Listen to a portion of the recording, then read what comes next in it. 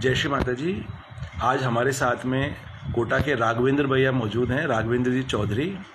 और आज इस वीडियो के माध्यम से राघवेंद्र भैया सहज योग के अंदर में अपना अनुभव, किस प्रकार से सहज योग में आए, उनके साथ में क्या क्या अनुभव रहे और आज वो कैसा महसूस कर रहे हैं, भैया शेयर करेंगे। भैया जय श्री माता जी। जय श्री माता जी। भैया बहुत बताते हुए बहुत खुशी है। मेरा नाम राघवेंद्र चौधरी है और मैं प्राइवेट स्कूल में टीचर हूँ। बोलगढ़ा में रहता हूँ। और एक बार की बात है, मैं थोड़ा सा जल्दी से शेयर करना चाहता हूँ कि एक बार टिप्टा के सामने मैं बहुत बड़ी मुश्किल में बहुत परेशान खड़ा हुआ था। तो वहाँ पे मुझे एक तस्वीर दिखाई देती है जिस पे लिखा हुआ था, सहज योग के माध्यम से आत्म साक्षात्कार और कुंडलिनी जागरण प्राप्त करें। तो ये बात तो मुझे समझ में नहीं आई, लेकिन एक वर्ड लिखा हुआ था कुंडलिनी जागरण।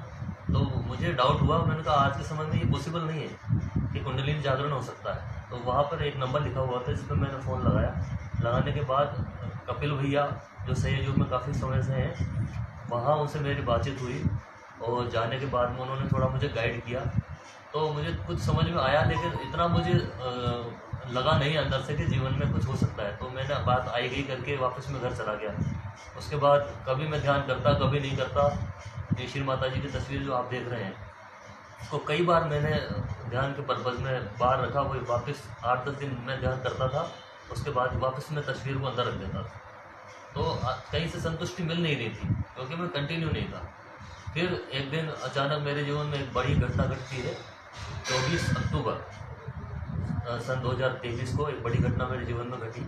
उसके बाद एकदम से मुझे रियलाइज़ हुआ कि हो सकता है ये परमात्मा का ही आदेश हो, वो अपनी तरफ मुझे खींचना चाह रहे हैं। ऐसा मुझे थोड़ा सा रियलाइजेशन हुआ।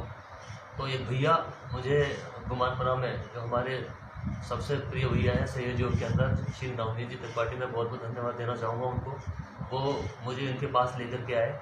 भैया ने मुझे अच्छे तरीके से गाइड किया और आश्वस्त किया कि आप जिस जगह पर बैठे हैं वहाँ पे बहुत सारे लोगों का कल्याण हुआ है, तो आपका भी हुआ। फिर आज जिस कक्ष में आज आप मुझे देख रहे हैं, यहाँ पर भैया ने मुझे रियलाइजेशन करवाया। और उस वक्त पहली बार जीवन में मुझे ऐसा लगा कि कुछ है परमात्मा की शक्ति। तो बहुत शांति और प्रेम महसूस हुआ मुझे उस वक्त आने के बाद में। 1 दिसंबर 2023 से लेकर के आज तक ऐसा कोई दिन नहीं गया जिस दिन मैंने सहज योग के किसी भी कार्यक्रम में पार्टिसिपेट नहीं किया हो या फिर ध्यान या धारणा मैंने नहीं की हो। अच्छा राघवेंद्र भैया, मेरा एक सवाल है आपसे कि जब आपने जब यहाँ पे आकर के आत्म साक्षात्कार लिया या जब आपने सहज योग पुनः प्रारंभ किया, उस समय आपकी मानसिक स्थिति क्या थी? दोबारा ध्यान प्रारंभ करने से पहले किस स्थिति में आप आए थे? ध्यान प्रारंभ करने से पहले हर तरीके से जीवन में ऐसा लग रहा था, सब चीज़ें मेरे विपरीत हो रही और मानसिक स्थिति पूरी तरीके से ऐसा लगता था, सुसाइडल टेंडेंसी जो होती है, ऐसा लगता था मुझे। ऊपर पंखे पे फंदा लटका हुआ दिखता था और लगातार ऐसे विचार आते थे कि अब तो जीवन में समाप्त हो गया है। लेकिन जब जहाँ पर समाप्ति होती है वहीं परमात्मा का आशीर्वाद आपके ऊपर ऐसा बरसता है जो मेरे ऊपर आया है। और अब आपकी मानसिक स्थिति कैसी है ध्यान करने के पश्चात? पिछले 8-9 महीनों में रेगुलर जैसे ही मैंने ध्यान किया, सबसे बड़ा जो मेरे अंदर परिवर्तन आया वो 2 तरीके से आया है। एक तो मेरे जो विचार हैं, पहले मैं फ्लो के साथ में चला जाता था, मुझे यही पता नहीं लगता था कि ये विचार जा कहाँ रहे हैं।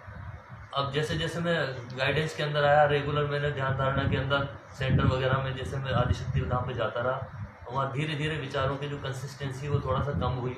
सबसे बड़ा परिवर्तन आया है मेरे जीवन में मेरी फिजिकल लाइफ को लेकर के और मेंटल लाइफ को लेकर के। अपनी फिजिकल लाइफ के बारे में थोड़ा सा बताइए, आपकी पहले क्या था? पिछले 25-30 साल का रिकॉर्ड है। मैं हर 3 महीने में बीमार पड़ता था और 20,000, 15,000, 20,000 के लगभग हर 3-4 महीने में कहीं न कहीं मेरे फिजिकल तौर पे, जब मैं इस तरीके से परेशान रहता था या बीमारी हो जाती थी, तो ये खर्चा बहुत ज़्यादा हो जाता था। पिछले 9 महीने से अभी तक मैं डॉक्टर के पास में नहीं गया हूँ। ये सबसे बड़ा अचीवमेंट है मेरे जीवन का अभी तक। और उसके बाद से मैं दृष्टा भाव जो श्री माता जी ने समझाया है, साक्षी भाव में रहने का बहुत कुछ 70-80% तक, और अभी तक मुझे ऐसा रियलाइज़ होता है कि मैं चीज़ों को और हर इस वर्ल्ड को समझने में थोड़ा सा कामयाब हो गया हूँ 75%। बहुत सुंदर भैया। नए लोगों के लिए क्या संदेश देना चाहेंगे? नए लोगों के लिए संदेश यही है कि परमात्मा के ऊपर विश्वास रखें। उनसे बड़ा इस दुनिया में कोई नहीं है। जहाँ सारे रास्ते बंद हो जाते हैं वहाँ पर केवल परमात्मा ही है जो आपका हाथ पकड़ते हैं और आपको आपकी मंजिल तक लेकर के जाते हैं। जय श्री माता जी। और मैं श्री माता जी को सबसे बड़ा धन्यवाद, और मेरे लाइफ लाइन आज अगर मैं बोलूँगा तो मेरे जीवन की लाइफ लाइन आज श्री माता जी है, इसके अलावा कोई नहीं। थैंक यू भैया। जय श्री माता दी भैया। जय श्री माता जी भैया।